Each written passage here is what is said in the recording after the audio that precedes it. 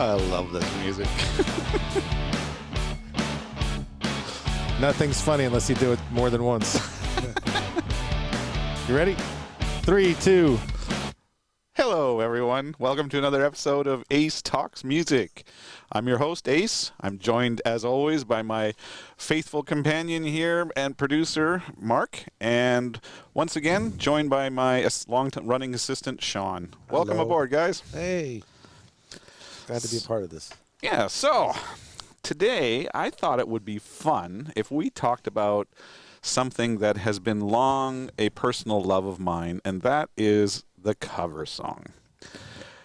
There are so many examples that I've seen in my life where either another artist has taken a song and done it in their own style and really breathed new life into it, or in more extreme circumstances, an artist who has taken a song from another artist and actually transformed it into something that is really enjoyable. And in some cases, in those particular times, most people don't even know that the song's a cover song because it really only gained fame with the cover.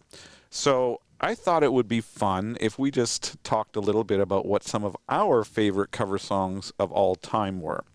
So, being somebody who grew up in Canada, I'm going to start off the conversation with one of my all-time favorite covers and from one of my all-time favorite artists. Now, I know he made an impact here in the U.S. to some degree, but Jeff Healey in Canada is an icon. One of the greatest guitar players of all time as far as I'm concerned, and I saw him live many times, and a dear, sweet man.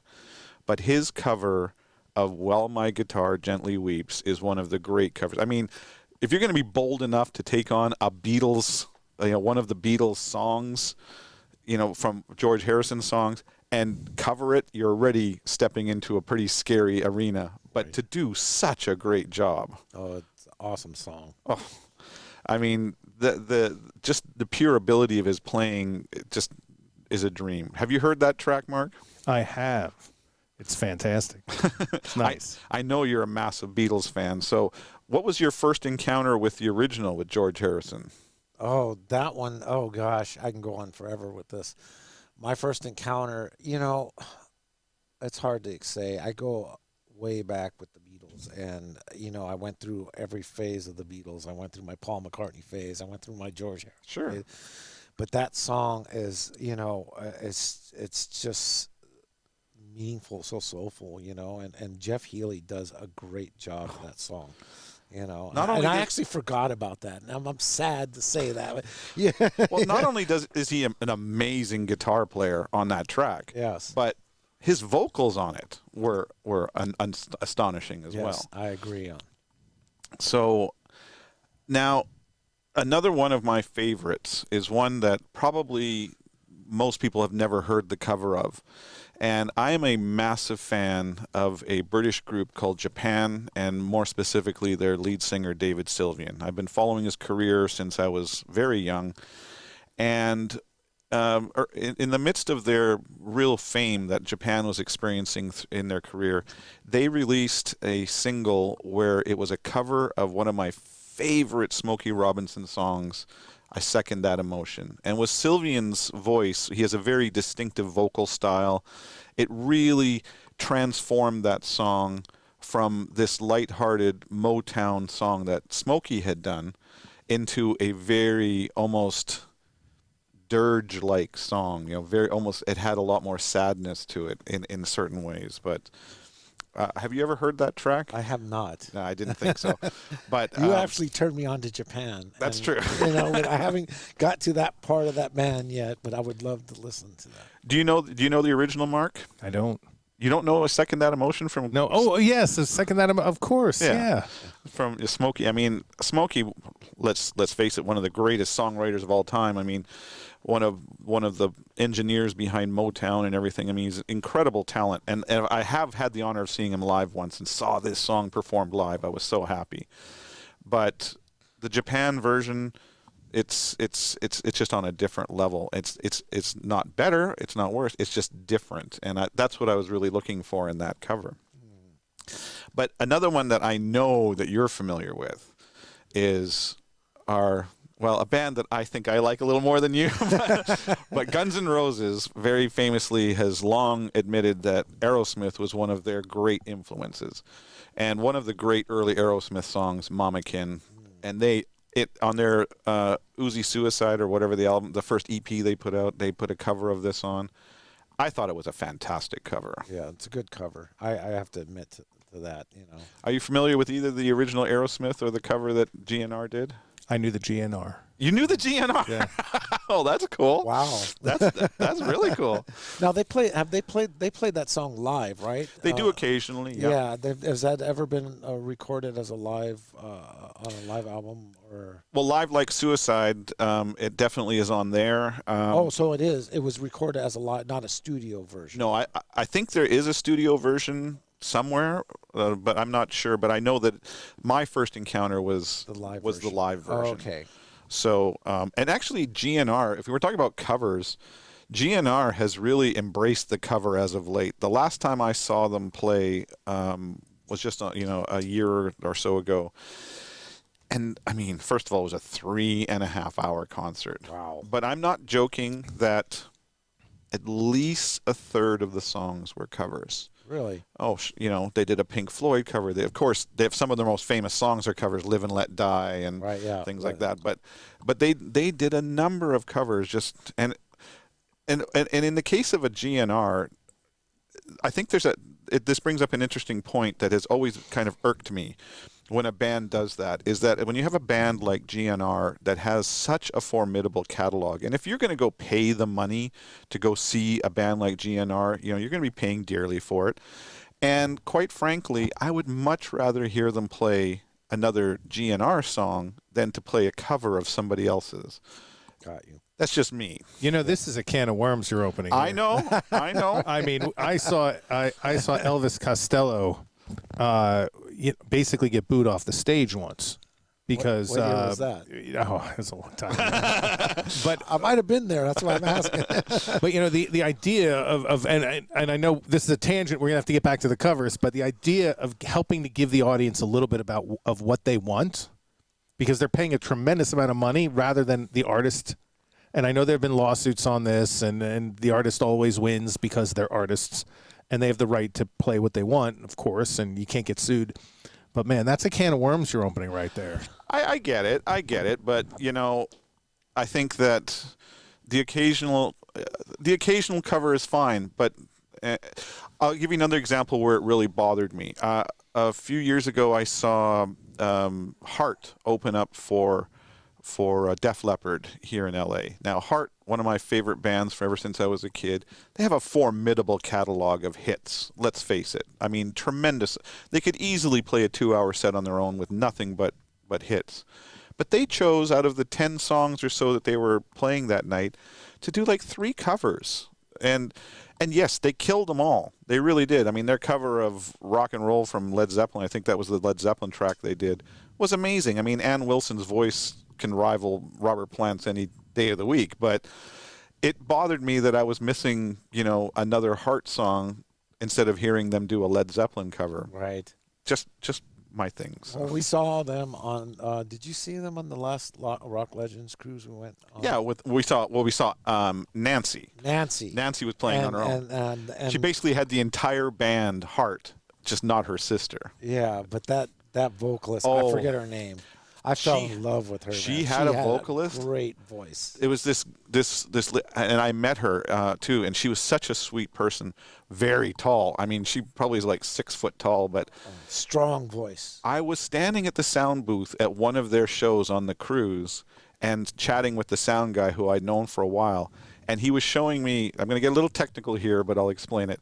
The compression gates for her vocal mics, he had to leave wide open because her voice was so powerful that the system was just getting overloaded with it every time she walked up to that mic. Yeah. But aside from that, back to that was great. One of my all-time favorite artists is and I'm going to say rest in peace, but is Stevie Ray Vaughan. I mean, that guy's guitar playing transformed my life when I was younger. And one of the first songs that really struck me was his cover of Jimi Hendrix's Voodoo Child. And it was such a loving tribute to Jimi because Jimi was such a major influence on Stevie. But that version of Voodoo Child is just incredible. Are either of you familiar with it? Oh yes, Absolutely.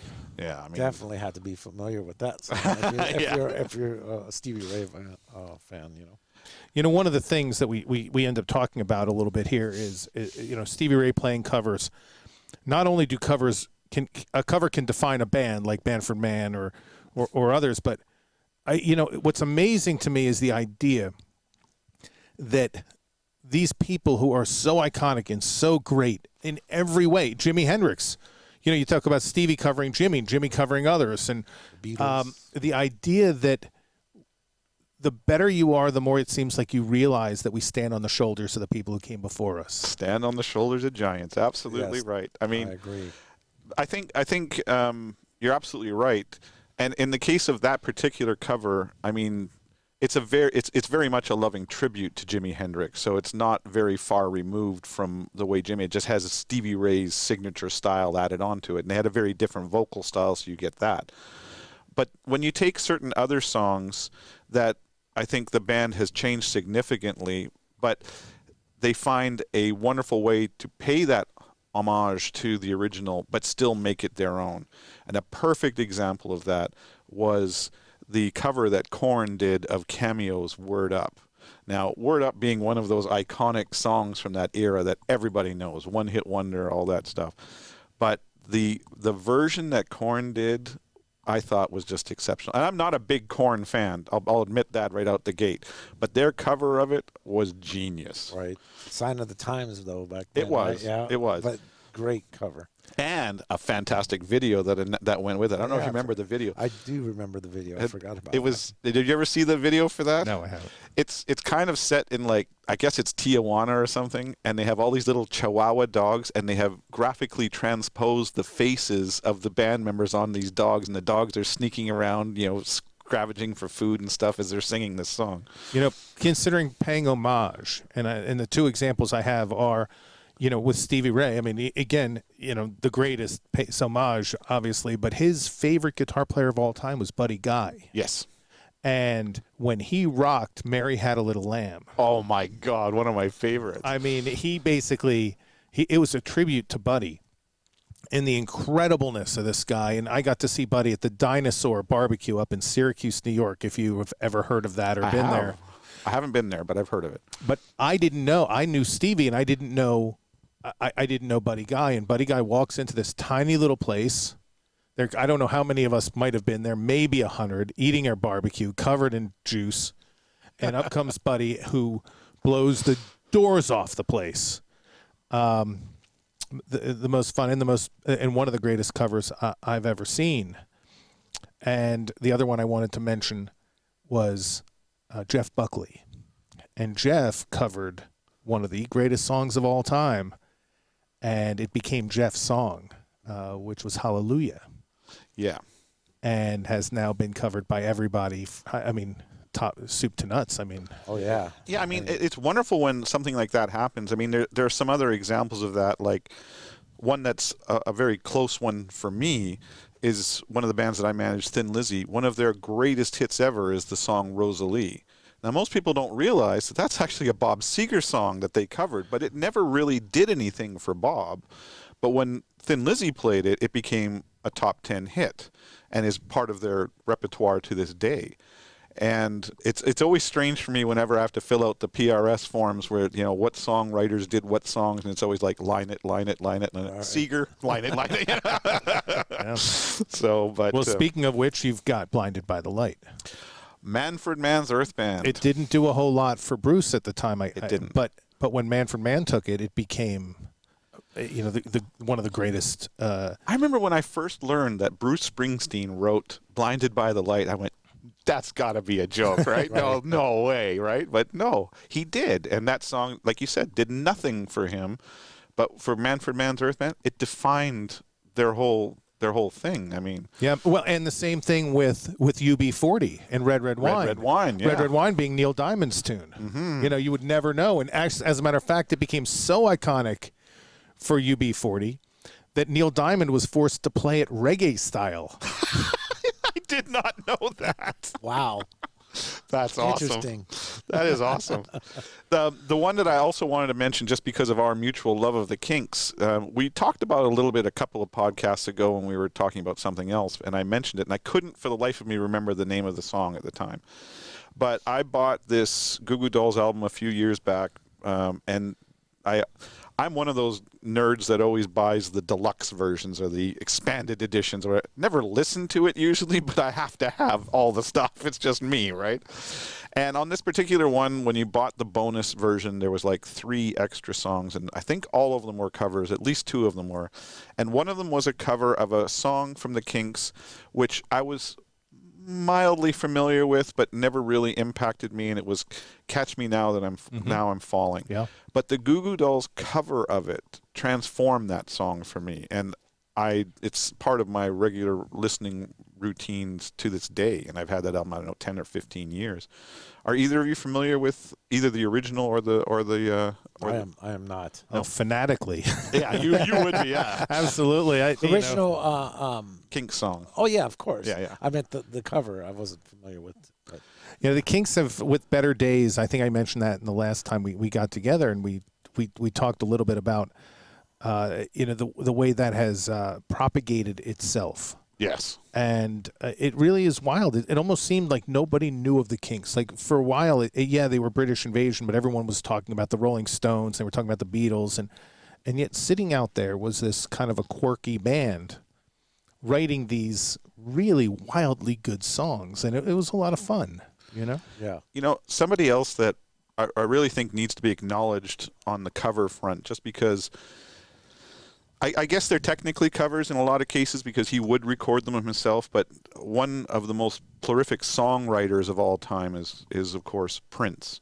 And he would often write songs specifically for other artists, as you know, you're a massive Prince fan. Yes. And some of those songs went on to become some of the biggest songs of their era. I mean, everybody knows, of course, about the Sinead O'Connor song that she covered, "Nothing Compares to You," but there's a lot of other ones that he did, right? Right. Well, they just recently released a covers album, which is pretty much what Prince used to do for these artists. He actually recorded these songs professionally, and he presented it to them. Oh, okay. So, like, literally, you would never hear his version of the song, but when he was attracted to an artist, he would know a rock star when he sees one. Right. So he would give them this song, knowing it's a hit, and let them have it.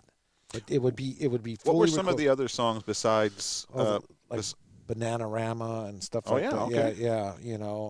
Or no, I'm sorry, the singer for Bananarama. I'm terrible with names. Bananarama singer? I don't. Uh, I've met them all, but I don't know their names. I'm sorry. Manic Monday, I think. Oh, you mean the Bangles? The Bangles. I'm sorry. Susanna Hoff. Susanna Hoff. She's the main one in that one, yeah. Yeah, and there's a lot of covers. I can't think of the names are eluding me right now, but But you take some of these covers from these guys who were essentially songwriting machines, like a J.J. Cale, and next thing you know, he's got Cocaine by Clapton and They Call Me the Breeze by Skynyrd. But I don't know if they were both #1 songs. You would off the top of my head, but his entire career, for the most part, his best songs, many of his top songs, I should say, nobody knew that he wrote.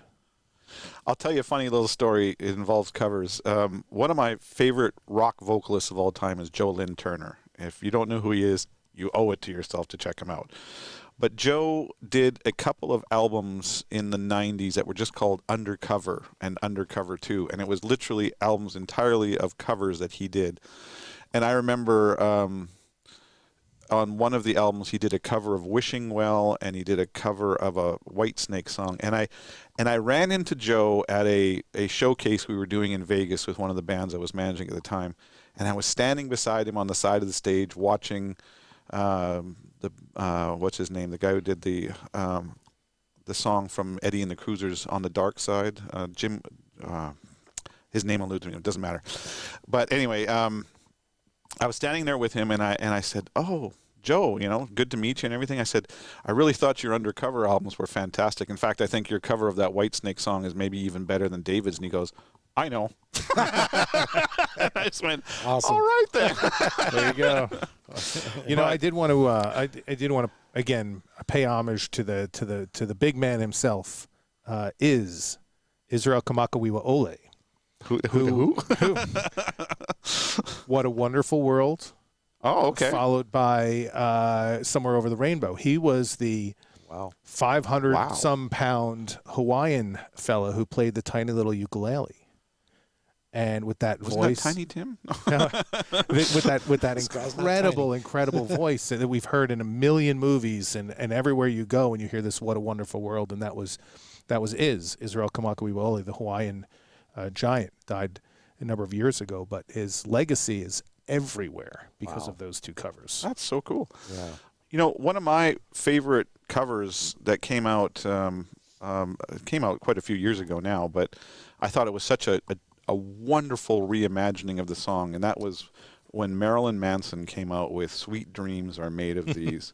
I mean, that Eurythmics song was already iconic in and of itself, and then he took it, and it was almost like he took it to the dark side and gave you the nightmare version of the same song. It was just genius. I actually believe that song shot them to stardom. Oh, Because absolutely. When I first saw them, they were seemed like they were an experimental band with sound effects and just weird things going on.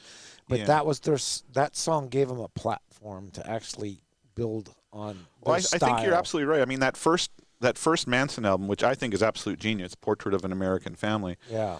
But let's face it, it's a bit of a challenge for Middle America to absorb some of the themes that were in that one. Well, I saw them before they came out with that album. Yeah. And there wasn't much music going on. So to see Manson play some music. You and I have been backstage at many shows. Oh, yes. And the weirdest stuff I've ever experienced in my entire life happened backstage at Marilyn Manson shows. And no, I'm not telling you about it. Yeah, I feel nauseous when you tell me those stories for some reason. but what I think where I'm going to agree with you is that when that album came out and it made an impact, obviously obviously the association with Trent Reznor and all that stuff got them some notoriety. Right. But I think that we're still a large amount of the population that was just looking at that going, what the heck is that? I was part of that growing up. I seen what was going to happen with that band. And then when that EP came out and that single came out, I mean, it was just genius for them to do that because it suddenly was something that everybody knew, and it really demonstrated Marilyn Manson in a 3-minute pop song. Right. Genius. Yeah, it's one of the bands you just saw just go from one level to the next within 1 year. Now, another couple, there's one band that I'm not a huge fan of. Yes, I like several of their songs. It's not like I run out and see them when they play live or anything, but I've been lucky enough to catch them at festivals several times, and this band is Disturbed. Now, they have done a couple of covers in their career, which I think were just genius, mostly because that lead singer has such an incredibly powerful voice. When you hear the cover they did of the Simon and Garfunkel song, I was just going to say that. I mean, Sound of Silence, their version of it. When you hear the Simon and Garfunkel version, they're very light in their singing, and it's very right, acoustic guitars, and that Draymond guy has a voice that just comes with thunder attached to it, and he lifts that song into the stratosphere, and it's got so much raw emotion in his delivery. It's almost him doing it a cappella. Oh, it's a great song. But it's amazing. And then in their first album, they also covered one of my favorite songs from the 80s, which was Tear for Fears' Shout. And they really embodied that in a way that when you see that live and the whole crowd just... Didn't they also do a cover of Genesis? They may have. That's one I never hit my radar, though. Invisible Touch. Really? No, Yeah. I don't know that one. There's one for you to look up. Huh? That was a cover? By Disturbed did it. Okay, yeah, because I remember the Genesis version. Not Invisible Touch.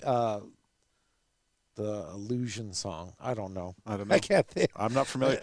I'm not a big enough Genesis fan. They do a great Genesis. It's eluding me right now. And one of the ones that came from my youth, a cover song that was very unusual for me because when you hear the two artists that are involved, they're in two such different genres. And that was when Nazareth covered Joni Mitchell's This Flight Tonight. I mean, it was, Joni was, she's this folk icon and has a lovely high register voice and everything. Then Nazareth comes in and adds their horse trot beat to it, and Dan's incredible vocals, and it just transformed that song. And that's right. I mean, you look at the folks who grew up in that. I don't even know if they all grew up in New York, or if they just sort of ended up there. The Joni Mitchells, the Bob Dylans, kind of in that Greenwich Village market, with all along the Watchtower, Counting Crows covering Big Yellow Taxi by Joni.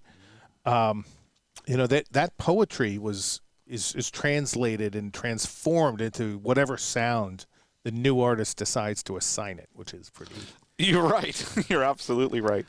And in that same sort of token, one of the bands that surprised me with a cover was a few years ago. I was working with a Swedish band called Opeth. Now, I don't know if you're familiar with them, Mark. I know that Sean is.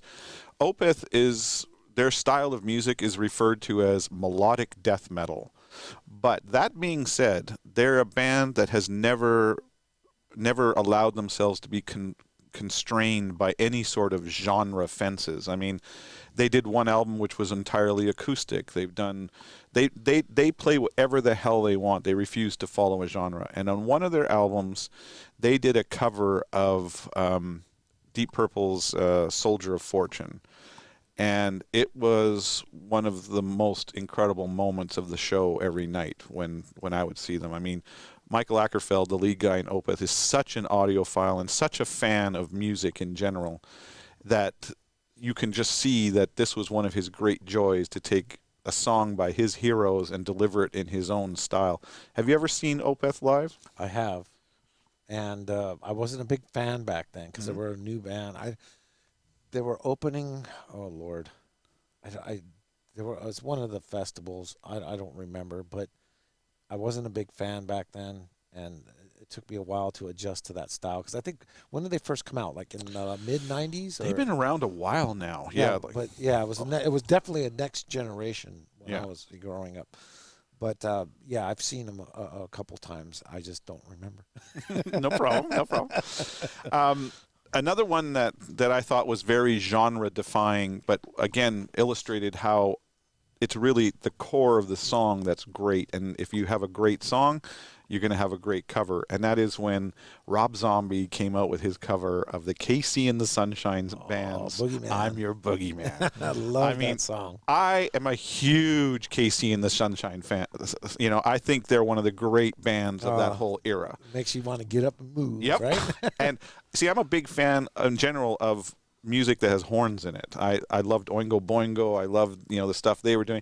It's all, I think that when the horns are used right, they can really accentuate the song. And that cover, the original was just your light poppy disco kind of track, and Rob Zombie being Rob Zombie. He takes this, I'm your boogeyman. It's just great stuff. Yeah, it was great when it first came out. Another one I wanted to tackle was one that you're familiar with.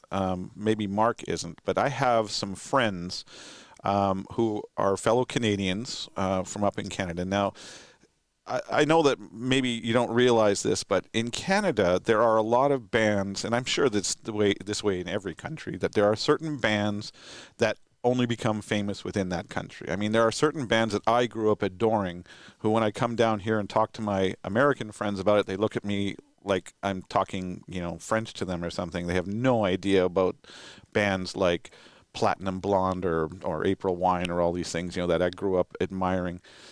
And Brent Fitz, who is the drummer in Slash's band and in Miles Kennedy and the Conspirators and things like that, we've been friends for many years, and he and some of his cohorts in crime there created this band called Toque, which is a very Canadian name to begin with.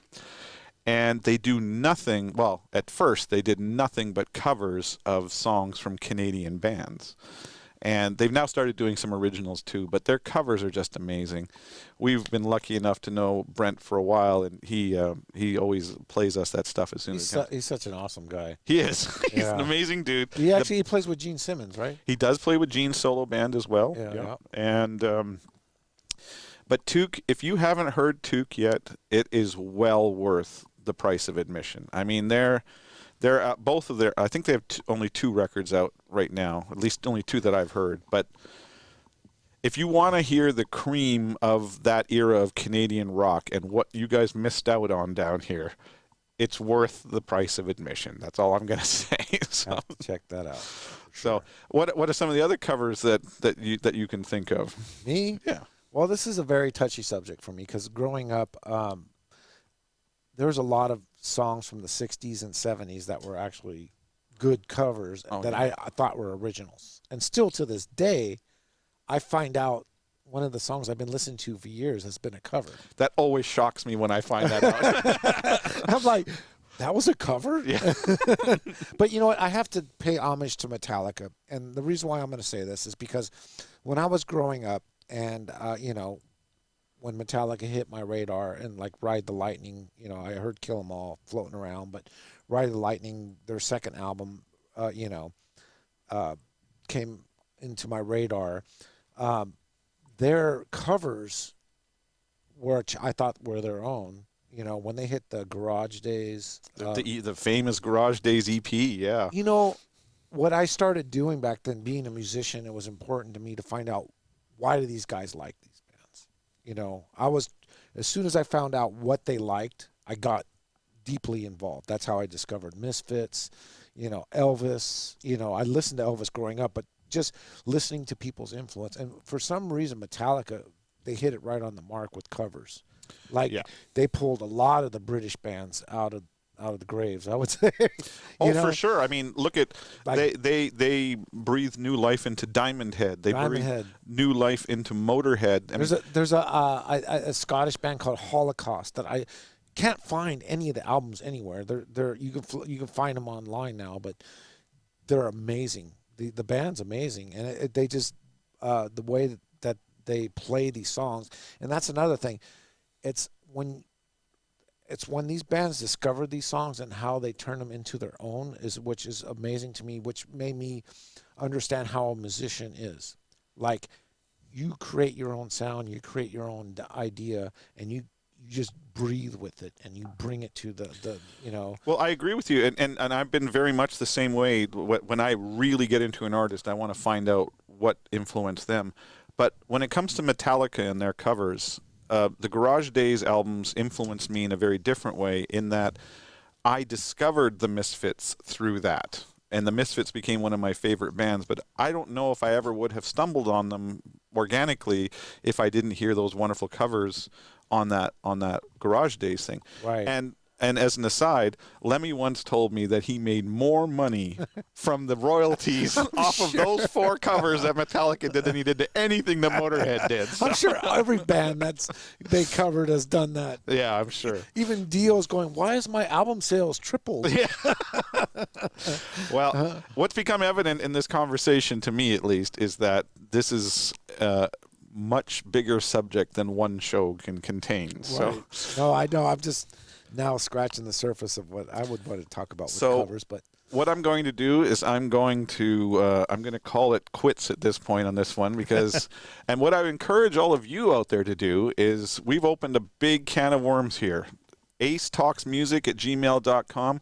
Send me emails and tell me about what some of your favorite cover songs are, and then we can discuss them on here and either agree or disagree or vilify or make fun of whoever. It'll be fun though. So send them in, acetalksmusic@gmail.com. And I want to again thank Mark and Sean for joining me on the show today. We had a lot of fun. Thank you. And remember, we are on Twitter and Instagram. Please do that. But more than anything, please subscribe to the show. We're working hard on building this up, and it's only going to get bigger with your help and assistance. Share, like, subscribe, all that fun stuff. And we also have our own Patreon account. You can see the links on our other social media about it. Come be a part of the show, and we appreciate all of your support and all of your wonderful feedback, and we will see you next time.